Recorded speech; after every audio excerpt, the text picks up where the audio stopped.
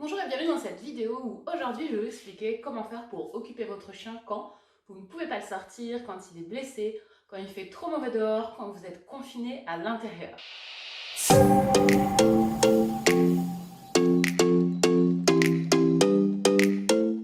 vraiment des situations qui sont compliquées parce que nos chiens ils ont besoin d'activité, ils ont besoin de se dépenser, ils ont besoin de se défouler. Et dans ces moments-là, on ne peut pas leur offrir tout ce dont ils ont besoin. Et en général, ça va faire des chiens qui vont être hyper excités, ingérables à la maison et parfois difficiles à vivre avec. Donc ce que je vais vous présenter aujourd'hui, c'est plein d'activités pour vous aider à avoir un chien calme à l'intérieur, même quand vous ne pouvez pas le sortir. Avant qu'on aille plus loin dans la vidéo, je vous encourage vraiment à aller tout de suite dans la description et à cliquer sur le lien que je vous ai mis pour télécharger le guide que je vous ai préparé des activités pour occuper son chien. Parce que dans cette vidéo, je vais vous en présenter plusieurs, mais il y en avait tellement que je ne pouvais pas tout mettre dans la vidéo. Donc en téléchargeant le guide, vous aurez encore plein d'autres idées supplémentaires pour votre chien. Comme vous le savez, en ce moment, Star, ma petite cocker, doit rester enfermée en caisse puisqu'elle a eu une opération de la rotule. Je vous l'ai expliqué dans ma dernière vidéo, je vous mettrai le lien juste ici pour que vous puissiez aller la voir si vous ne l'avez pas déjà vue. Donc on est vraiment dans cette thématique et c'est elle qui va pouvoir vous faire les différentes démonstrations des activités que je fais pour l'occuper. Le premier type d'activité qu'on peut faire pour occuper notre chien dans les périodes où on ne peut pas le sortir, ça va être de faire des activités qui vont être autour du flair.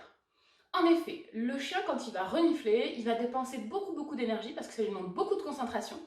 Mais en même temps, c'est quelque chose qui ne demande pas beaucoup de place ou beaucoup de mouvement, beaucoup de déplacement. Donc c'est vraiment intéressant de faire à notre chien des activités de flair pour lui permettre de se fatiguer l'esprit et du coup d'être beaucoup plus calme après à la maison. Le premier objet que vous pouvez utiliser, c'est un tapis de fouille. Donc, en voici un. Un tapis de fouille, c'est quoi? C'est un espèce de paillasson dans lequel on a noué des bandes en polaire et dans ces bandes en polaire, on va pouvoir mettre dedans des friandises ou les croquettes du chien pour que le chien les trouve. Donc on va les cacher et le chien va devoir les chercher et fouiller dedans. C'est un très bon moyen d'occuper le chien, surtout si vous n'avez pas accès à l'herbe ou à l'extérieur. Et donc ce qui est très pratique avec ça, c'est que c'est pas très gros, ça passe à la machine, ça se lave très facilement et ça sèche très rapidement. Petite astuce pour vous, plus les morceaux seront petits, plus l'activité du chien durera longtemps parce qu'il va mettre plus de temps pour les trouver. Également, ce que vous pouvez faire, c'est utiliser des friandises qui sont très peu caloriques parce que vous allez peut-être le faire beaucoup ou souvent et on ne veut pas que le chien grossisse pendant cette période, surtout s'il a moins d'activité en dehors. Donc n'hésitez pas à utiliser des friandises peu caloriques comme par exemple le poumon séché, c'est ce que j'utilise en ce moment avec Star et elle adore. Le gros avantage aussi du poumon séché, c'est que ça fait des miettes, donc ça occupe encore le chien plus longtemps et ça a une odeur assez forte qui fait que le chien va vraiment être motivé pour retrouver les morceaux dedans. Si vous ne connaissez pas du tout le tapis de fouille ou si votre chien ne connaît pas du tout, eh bien j'ai envie de vous dire abonnez-vous parce que la prochaine vidéo je vous expliquerai exactement comment faire pour en fabriquer un ou comment faire pour en faire un si vous n'avez pas vraiment le matériel nécessaire à la maison, comment l'apprendre à son chien, etc. Là je voudrais vous présenter d'autres activités, donc on va pas passer plus de temps sur le tapis de fouille, mais vraiment la prochaine vidéo elle vous intéressera. Un autre type d'activité qui peut être intéressant, c'est les activités de mâchouiller. En effet, ronger, mâcher, c'est quelque chose qui va déjà détendre le chien physiquement, mais c'est aussi qui va lui demander beaucoup d'attention, beaucoup de concentration. Donc le fait de ronger les trucs, c'est hyper important pour les chiens. Surtout qu'aujourd'hui, la plupart des chiens mangent des croquettes et ils ont vraiment perdu l'habitude de mastiquer, l'habitude de mâcher. C'est d'ailleurs peut-être pour ça que vos chiens, ils ont un peu tout le temps faim, parce que comme ils ne mâchent pas leurs croquettes, ils ne sont pas vraiment à satiété. Donc, qu'est-ce qu'on peut donner à notre chien à mâchouiller? L'idée, c'est qu'il faut que ça dure quand même un certain temps. Donc, si le chien mange son truc en 5 minutes, c'est pas très intéressant. On peut utiliser les cornes de cerf, on peut utiliser les sabots de veau, on peut utiliser les oreilles de bœuf, on peut utiliser les œsophages, les tendons, les différents types de peaux qu'on peut trouver, bœuf, cerf, sanglier, bref. Il existe vraiment tout un tas de friandises très variées que vous pouvez tester avec vos chiens. Comme vous pouvez le remarquer, tout ce que je vous conseille sont des friandises naturelles. Pour moi, ça c'est super important de donner à votre chien quelque chose qui est le plus naturel possible. Ça sera beaucoup plus digeste, ça sera beaucoup mieux pour son organisme et il y a peu de chances qu'il ait des allergies à ce genre de choses. Il va falloir tester différents types de friandises pour savoir ce que votre chien aime et puis pour voir combien de temps ça dure. Par exemple, pour les cockers, si je leur donne une oreille de bœuf, c'est assez gros, ça va durer très longtemps, voire même elles vont s'en désintéresser. Donc je peux leur donner quelque chose de plus petit comme une oreille de cochon. Par contre, pour les bordeurs, ils vont aimer avoir quelque chose d'assez gros et là, l'oreille de bœuf, c'est vraiment à propos. Si vous avez plusieurs chiens et que vous avez peur que les chiens se disputent pour avoir les différents trucs à mâchouiller, ben en ce cas-là, séparez-les, mettez-les chacun dans un espace, vous pouvez mettre une barrière, vous pouvez mettre un parc, ou les mettre dans des pièces différentes, comme ça ils mangent tranquillement dans leur coin et après vous pouvez les remettre ensemble. Un autre type d'activité que je fais beaucoup avec Star en ce moment, c'est ce que j'appelle les balades d'odeur. Alors, qu'est-ce que c'est qu'une balade d'odeur? C'est une balade qui n'est pas vraiment une balade en fait, puisqu'on ne va pas marcher beaucoup, on ne va pas se déplacer très loin. Mais par contre, ce qu'on va faire, c'est qu'on va être dans un endroit où on sait qu'il y a beaucoup d'odeurs et où le chien va du coup pouvoir beaucoup renifler. Ce que je vous disais tout à l'heure, le fait de renifler, c'est quelque chose qui va énormément détendre le chien. Donc, je vais aller dans un endroit où je sais qu'il y a pas mal de passages de chiens ou de gibier ou de choses qui sont passées avant. Et je vais juste me poser là et je vais la laisser renifler à cet endroit. Donc, c'est pas vraiment une grande randonnée, c'est pas vraiment une grande balade, mais on peut y passer vraiment un quart d'heure, 20 minutes, et que la chienne renifle et vraiment inspecte tout l'espace autour de nous. Donc là, l'idée, c'est pas de parcourir de la distance, mais c'est vraiment lui laisser l'opportunité d'explorer son environnement. Et souvent aussi, quand vous faites les balades, vous êtes beaucoup en mouvement, vous êtes beaucoup en action, et le chien n'a pas le temps vraiment de prendre les odeurs et de profiter des odeurs.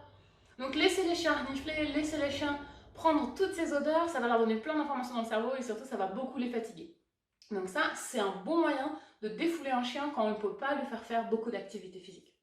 Une petite astuce que je voudrais vous donner maintenant, quand on a un chien qu'on veut occuper, moi ce que je vous conseille c'est d'arrêter de lui donner sa gamelle. Alors attention, je ne suis pas en train de dire qu'il ne faut pas lui donner à manger, bien entendu vous allez nourrir votre chien.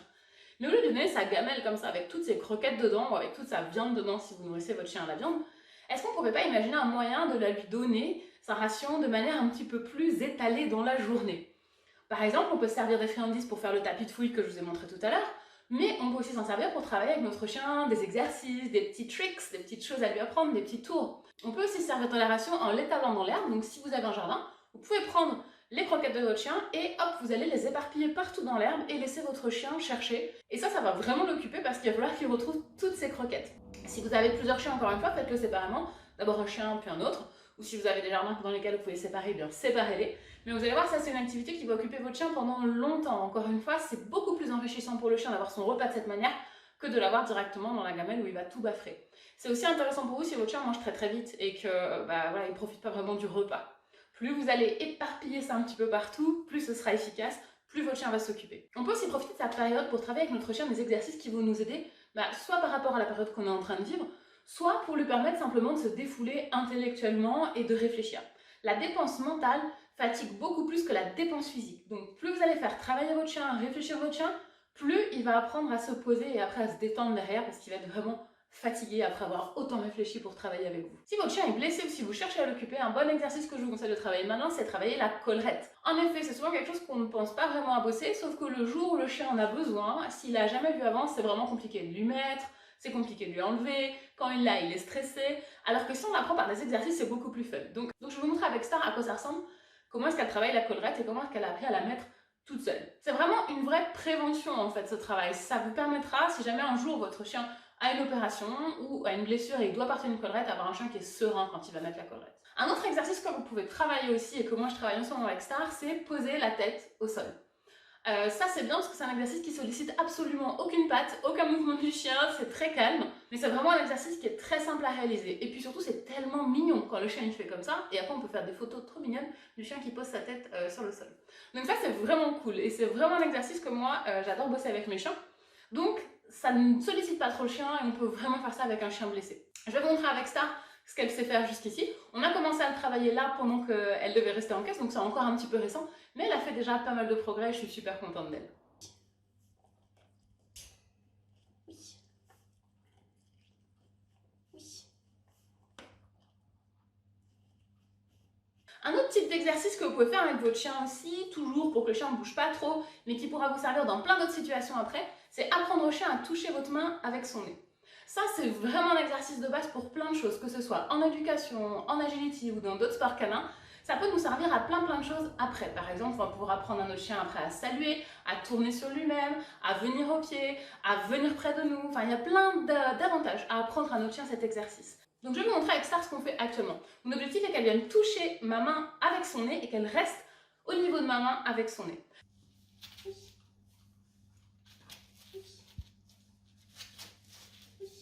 Voilà pour les quelques petits exercices que je peux vous conseiller. Bien sûr, il en existe plein d'autres, vraiment beaucoup. Et comme je ne peux pas tous vous les présenter dans cette vidéo, ce que j'ai fait, c'est que je les ai mis dans le petit document qui est dans la description. Il vous suffit d'aller dans la description, vous cliquez sur le lien, le tout premier qui s'affiche, et vous allez pouvoir télécharger le guide. Et dedans, il y a beaucoup plus de tricks, beaucoup plus d'exercices que vous pouvez faire avec votre chien. Maintenant, si ça vous intéresse que je vous explique certains de ces tricks dans une vidéo où vraiment je vous fais un tuto, étape par étape, comment est-ce qu'on apprend au chien l'exercice, eh bien, il n'y a pas de souci, dites-le moi dans les commentaires simplement. Comme ça, je saurai que ça vous intéresse et je peux le rajouter à la liste des vidéos que je vais prévoir pour vous. N'oubliez pas que pendant toute la durée du défi que je me suis donné de vous poster une vidéo par jour pendant un mois pour parler avec vous de chien, eh bien, vous pouvez participer à un concours dans lequel vous pouvez gagner une séance de coaching avec moi, un kit de friandises à mâchouiller de chez notre partenaire et un kit d'éducation canine des clics et des chiens avec plein de surprises pour vous et pour votre chien. Pour participer au concours, il n'y a rien de plus simple, il vous suffit de laisser un commentaire sous la vidéo. Il va y avoir 30 vidéos qui vont être postées. À chaque commentaire posté sous chaque vidéo, vous avez une opportunité de plus de gagner le concours. J'espère que cette vidéo vous a plu et je vous dis à demain pour parler chiens.